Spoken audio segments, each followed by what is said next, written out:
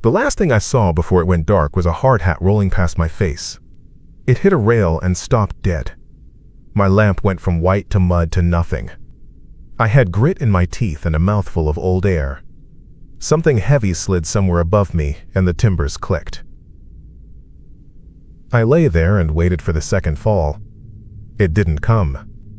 I pushed my chest off the ties, and my right hand told me the prop beam had moved. It had taken the sleeve of my jacket with it. I put my face down and pulled slow. The fabric tore. I left the sleeve. Gimel 3. "Do you read?"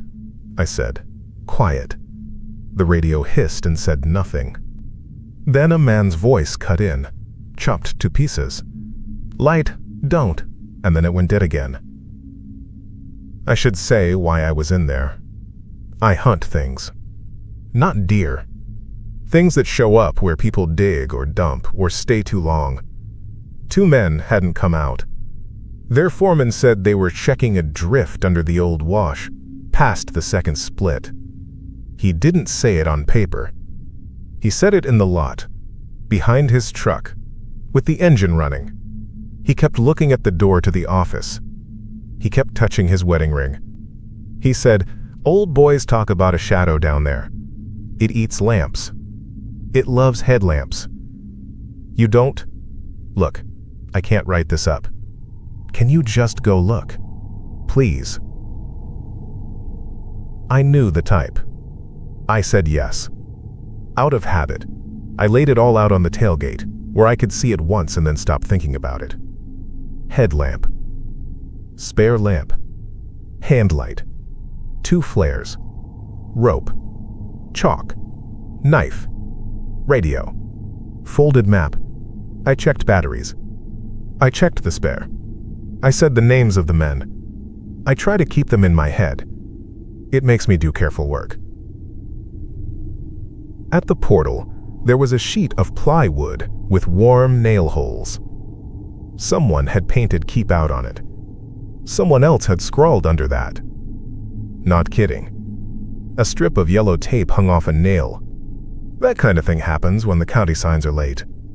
I stepped over a length of chain. My eyes adjusted to the first 30 feet. The air had that old mine taste. Bad water and burnt powder and the faint sweet dust that sticks to your teeth. Gimel 3, on 1, I said. "I'm going to the second split." "Copy," a woman said. Then a man. "Stay on, stay charging." Then it broke. I leaned back out, took a breath of day air, then went in. I kept to the right-hand rib out of habit. I touched each set. Old timbers, square cut. Some had the date carved in. 1975. 1981. The rails were still in. A dry slate crunch under the ties. I paced it with a count because ranges lie underground. 50. 100. Left-hand throw. Dead end. Right-hand throw. Tracks went on. The map said the second split had 2 drifts. One toward the wash tailings. One toward the pump room. The mark for the pump room had been crossed out in pencil. Someone had written "wet." I chalked a small arrow on the post on my way by and said the time. I kept my lamp on low and the hand light under my arm to keep it warm. You can use your light all the way up and then you have nothing left. That thing down there, I knew it from other holes. Some call it a shadow drinker. I never liked the word. It's a dumb name. It makes people try to think about it. Better to list what it does. It gets close when you carry light. It closes better the brighter you give it. It doesn't step into your body or your head. It has a body. It leaves prints when the dust is fresh. It moves on beams and ties like a person, and then it doesn't. I passed a hard hat on the right. It still had a sticker. Local Union. It wasn't cracked. It sat in fresh dust and had a line in the dust where someone dragged it with one finger. I didn't like that. I picked it up and turned it over. No name. When I put it back down, it rolled a little. It hit the rail and stopped. I walked on. At the second split, there was a top beam that had shifted in a way that made my shoulders lift. It was still carrying. It didn't like being touched. I put my hand on the post and leaned a little, testing it. It groaned. I stepped back and looked at the map. The tailings drift was chalked slow with a backwards S. The pump drift had 3 X marks and an arrow. I could see water stains on that side. I heard a drip. I muttered, "Don't be dumb."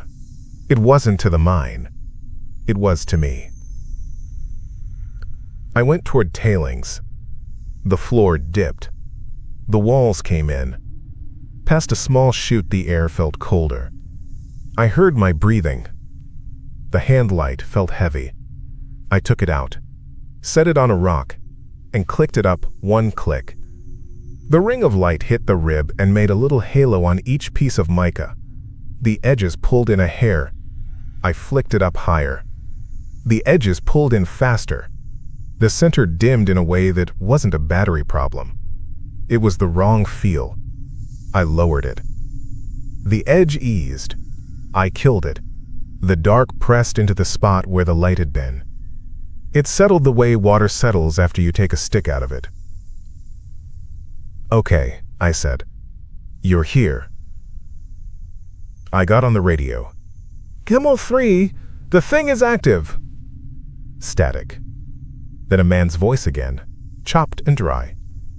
"Feed, don't feed it. Turn." Then a pop and silence. I bit the inside of my mouth. I wasn't the first in there. The paint marks said so. Bright orange dots at each set. A black arrow someone had made with a glove finger in dust. The black arrow pointed deeper. Someone had stacked 3 rocks near the tie. That means go back if you learned it from the old guys. These stacked rocks had a 4th rock. Someone had kicked it over. The chalk slow had been smeared. I bent down and looked at the smear. The chalk dust was on a boot print. The boot print had the same cut as mine. I told the radio a dirty word and left it on my shoulder. Then I backed up to the split.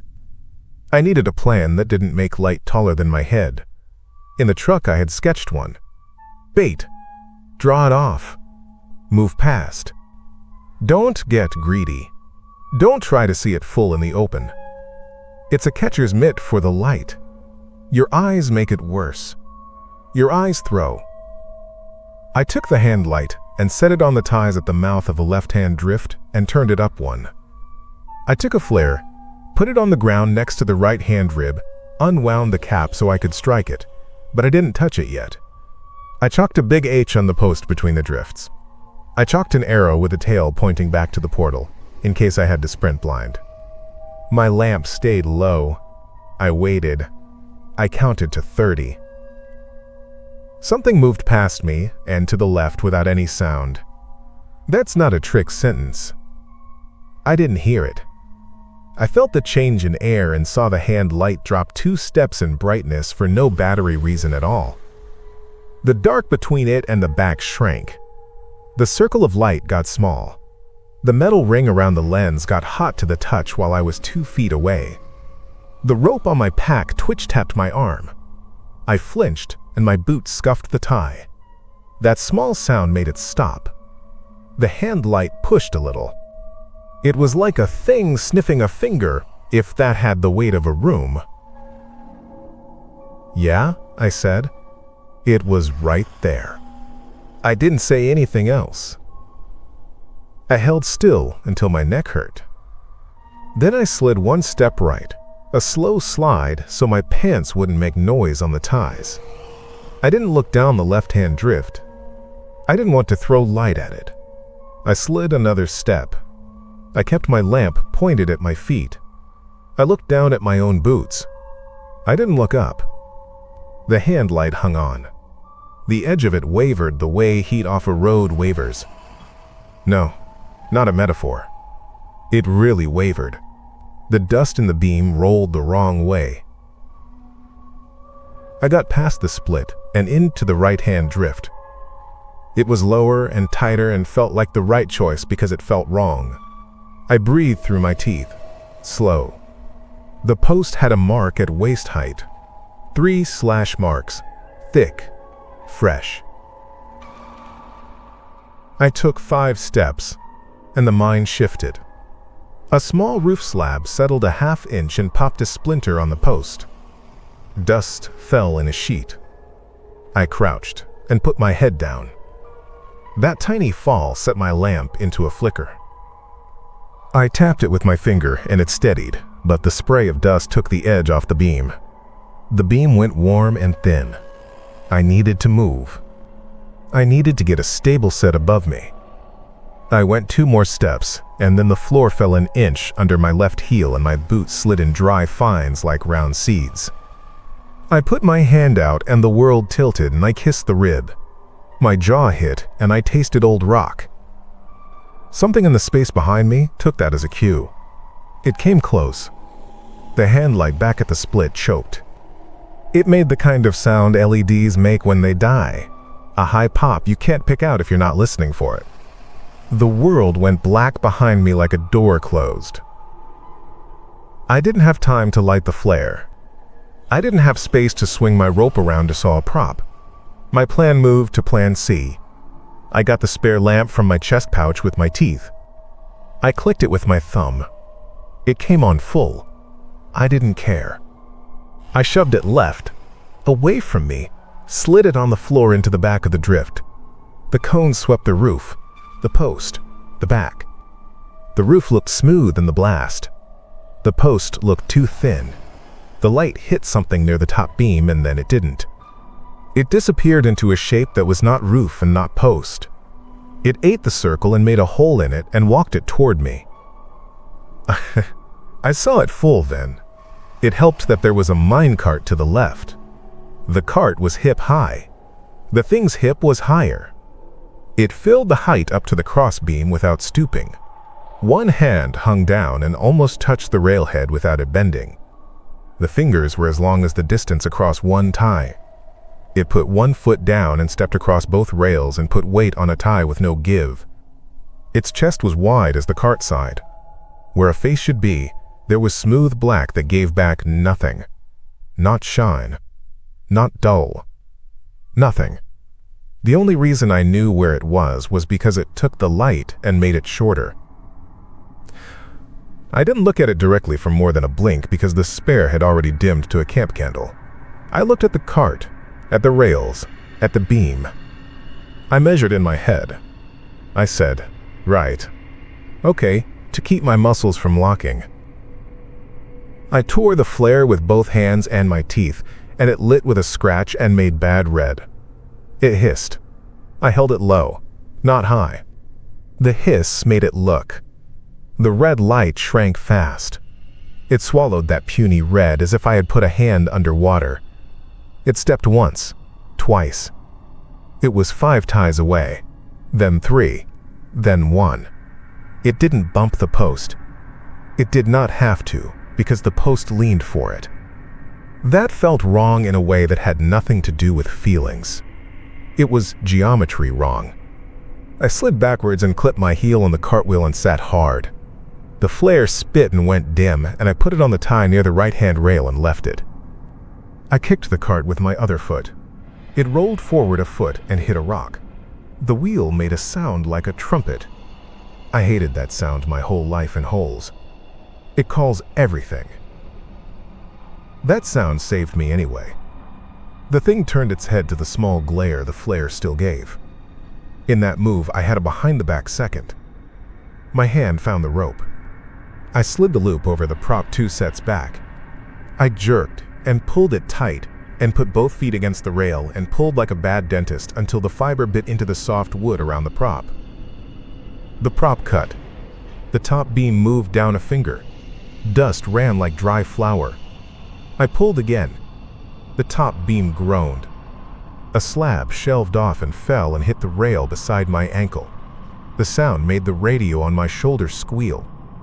"Turn, turn," my own voice said. I heard my own tone. I heard the same word I had said 20 minutes before. It made no sense. It made perfect sense. Repeater. Old battery dying in the office above.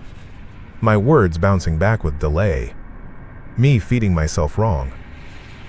The spare lamp went out as if pinched. My headlamp went brown and then to nothing in a blink. The oil on my skin felt cold. I turned the headlamp off at the switch, by habit. One rule: if it goes dead on its own, and you turn it off yourself. It keeps you from bumping a switch later and getting a flare in the dark at the wrong second. No poetry in that. You just don't want surprise light when light feeds a thing. I had only what the dying flare gave. It painted the tie, my boot heel, and the edge of the rail. The rail had looked wet. I told myself that was sweat on my face and not the mine. I got on my knees. The cart had an iron hook on the front. I put my hand on it and tugged. It rolled. I kept it between me and where it had been. I pushed the cart forward foot by foot. The flare went out with a last fizz and a smell like a match. Then I had nothing. That black wasn't night. Night lets you see your hand when it waves. This had only touch. My hands found the rail. I put the rail under 3 fingers and kept it there. The ties were a pattern my knees learned. I counted. The counting kept the blind want to run from taking my legs. I pressed my ear to the small wood between me and the face and listened. I did not hear footsteps. That's not how it moves. I heard the air move in short runs, like something big tasting a room. I heard it tap the railhead twice. It was measuring. I said, "No more bait. Come on. Here." I nudged the cart until it bumped a block. That told me where I was. At the old manway where the stope dipped. I had seen it on the map. A drop. One set had no post. Just air under the cap. There was a winze there. A square hole. I had planned to avoid it. Plans are good until you run into them. I fumbled the mirror out. That sounds stupid. Who brings a mirror? It's a small, dull square in a felt sleeve. I use it to check corners without throwing my headlamp into them. It seemed like the only tool I had that did anything besides make light. I took the dead spare and set it upside down on the rail, so the shallow angle, if it came back, would put its cone across the hole. Then I crouched by the manway and reached my arm until my fingers found nothing. Good. That was the winze. I stuck the mirror out over the hole at hip level. In good light, you could tee up a beam and catch it and bounce it. In no light, it was a dumb move. Then I remembered one thing that isn't written on any card. Some of those lamps still throw when they are so dead you don't see it. They throw in a way your eyes can't see. The thing can. You can use that. I pressed the spare to my cheek so I knew which way its blind lens pointed. I aimed it with only my hand. I held the mirror in that line. I clicked the headlamp. I didn't let it come on. It talked to itself in that split-second micro thing dead batteries do. The mirror took that spit. It made a stripe I didn't see. The thing came for that nothing. I felt the paper shift in the air first. It came fast. It drank the dead light and it got speed from it, and it found itself at the manway. It put weight on the railhead and on the edge of the cut. The edge wasn't there. It went down. It didn't shout. It didn't breathe hard. It made a thick sound, the sound a sack of wet sand makes when it goes 2 stories and hits a wood form. Then water hit and metal touched metal and chimed once.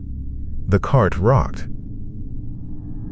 I lay on my side with my arm out, still holding the mirror out in space. My hand shook. My teeth hurt. I turned the headlamp off again. I lay there and did that slow count because my brain had fallen out somewhere and I needed to pick up what pieces I could.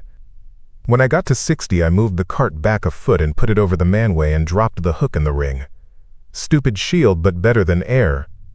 I slid backward to the set and felt for the rope. I pulled it hard once. The prop gave more.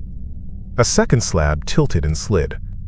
It hit next to the cart and jammed. Dust did that snowfall thing in my throat. I coughed and tasted paper. I turned my head and coughed into my arm because noise is bait. Nothing reached for me. The radio came alive a little. "Don't feed it, turn," my voice said. Only now I heard the echo on the echo. "Back!" And then something like a man's breath and someone else, older, saying, "Son?" I looked at the radio like a fool. There was nobody on the other end. It was my own mess, bouncing through the dead repeater and the thick. The mind takes your line and throws it back crooked. You think you hear someone. You hear you, with the fear pulled through it. That was the first twist. I realized the chalk arrows at the split were mine too.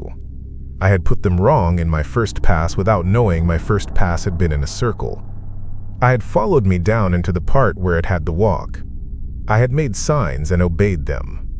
I had baited me. I wanted to laugh and couldn't. I wanted to throw the chalk and couldn't because I needed it. I crawled like a child the last 10 yards to the split. I reached out and felt for the post. The H I had drawn had a smear at the right side where a wet finger had dragged. That wet was my glove. My own smell was everywhere. That emptiness behind me felt new, like a room after a fight when somebody leaves with all their noise. Then the water below made a sound, a bump against wood, like something shifting on the sump. That sound made hair move across my shoulder blades. It wasn't dead. It was looking for the rest of the light. Maybe it was slow in water. Maybe it wasn't. I did not want to learn a second time. I stood. My knees told me to sit. I didn't. I put my hand on the right-hand rib and began to count ties. I kept the lamp off. I kept the map in my pocket and I didn't look at it because any glance would mean I would click the light. The dark had less weight in front of me toward the portal. It had more behind me. It had a mistake built in. I felt that mistake and stepped around it when I felt the thinner rail on the curve. Someone had replaced a stick there with a smaller one, years ago. I had kicked it going in. I did not going out. The portal light is not really light. It is feel. Old day. Air that has the smell of trees. That hit my face and I almost cried. That made me mad, which helped. I stepped out into the cut and took 3 steps more and leaned my shoulder on a post. And then I clicked my headlamp and it came on a thin gray. I tilting it down to the rock. I did not point it at the hole. I sat on a timber stack and took my gloves off, and my hands shook so bad that I had to hook the radio off with my teeth. The foreman came down the path with a look I don't like on men. He had hope. I shook my head. He stopped before he hit me. He looked at the hole. He didn't ask if he should go in. He had the kind of smart that keeps men from dying extra.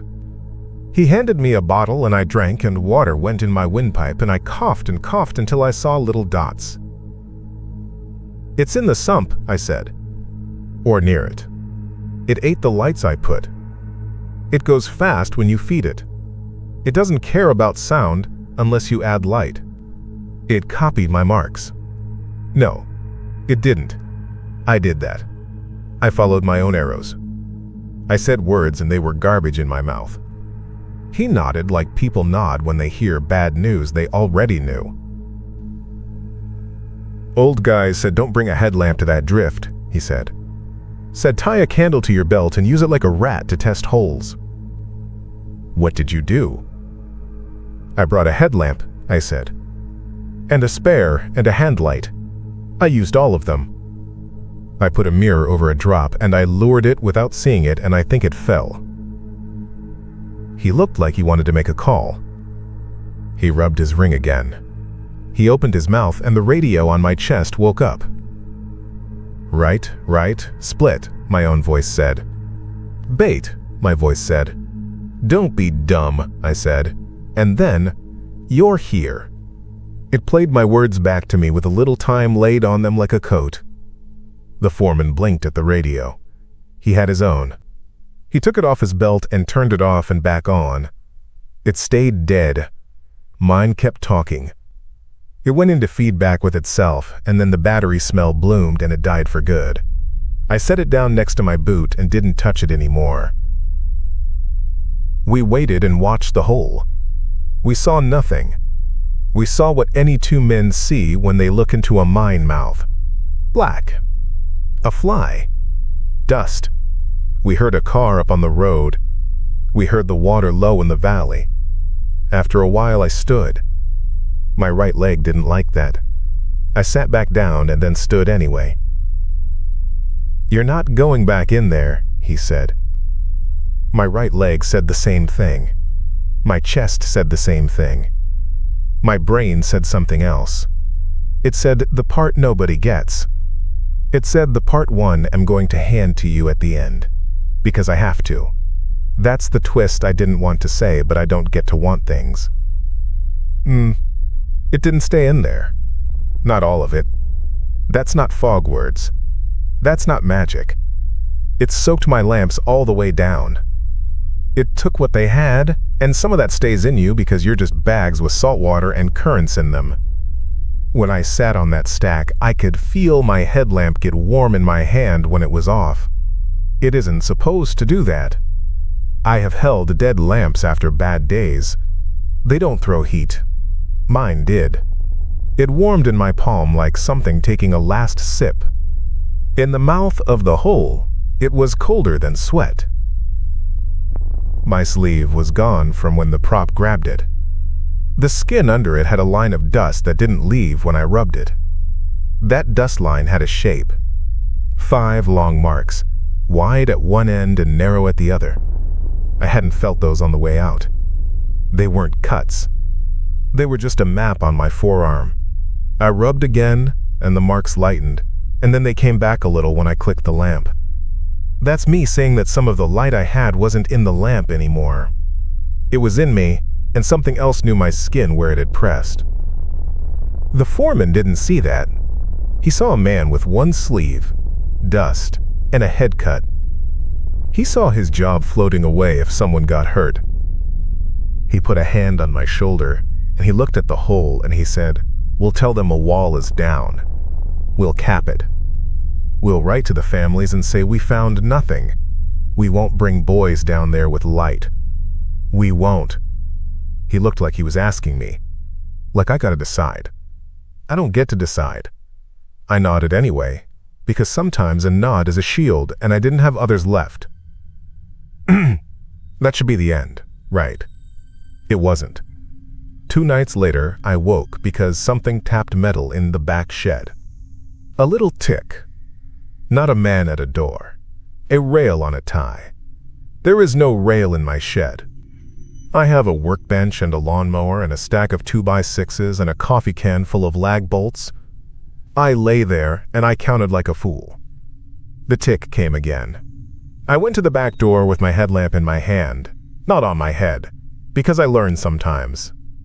I didn't turn it on. I put my ear to the door. I heard nothing. I opened it and should have not. The shed looked like a shed. The mower. The bench. The bolt can. The feel was the mine feel. The headlamp in my hand warmed, though I didn't click it. I stood there and tasted dust I knew. I shut the door. I wanted to believe I had dragged nothing home. I wanted to believe the tapping was the log cooling and the bolt can settling. Then someone knocked at my front step. 3 knocks. Patient. I hate that. I opened the front and a man was there, hat in his hands. His boots were clean. His face was gray from wear. He said his boys had taken his truck up past the cut. They were shining lights down for fun. The county had only put 2 chains up and no tape. He said he had told them to knock it off. He said they didn't come home after. He said he heard I helped at that mine. He said, "I know how it sounds. Please." He kept looking at my lamp in my hand. I didn't remember calling the foreman to tell him that what fell into the sump didn't die. I didn't remember telling him to call the county to post 2 cars there every night for a week.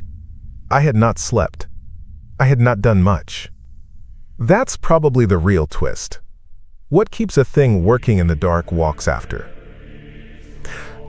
I'm telling you this because you think you want to see what I saw. You think you can solve it cleaner.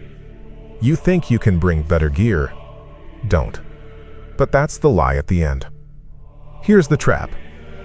If you're going to go, and you will because this kind of talk makes you go, then do these exact things. Bring one lamp you love and one you don't. Bring a hand light that can go too bright. Bring chalk and mark every post high, not low.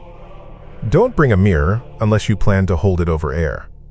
At the second split, set your hand light on the ties and turn it up 1 click and leave it. When it dims a hair, turn it up more and step right. It will come to the brightest and it will ignore you for 3 seconds. That is your only window. Go to the right-hand drift. Keep your headlamp pointed at your boots. Count ties. When you feel air with no dust on your tongue, you are near the drop. Don't test with your foot. Use your hand.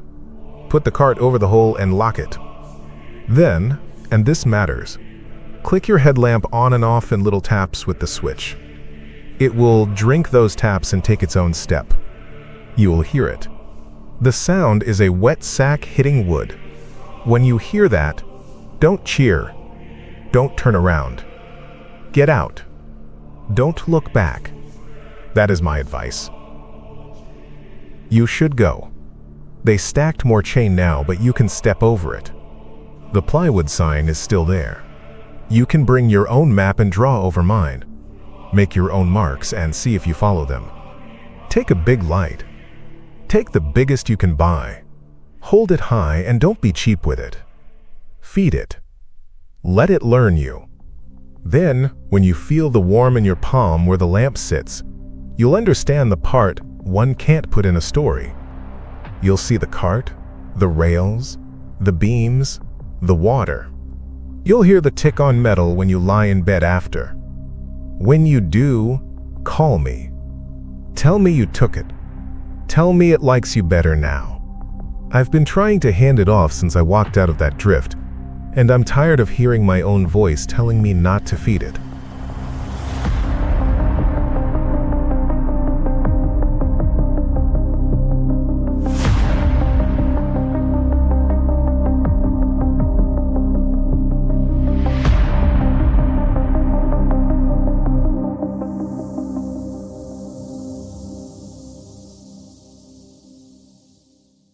I hope you enjoyed the story. If you did, feed the algorithm, hit like, drop a comment, and subscribe. It's the only way to keep the stories coming. And if you're brave enough, there's another one waiting right after this. See you on the next one.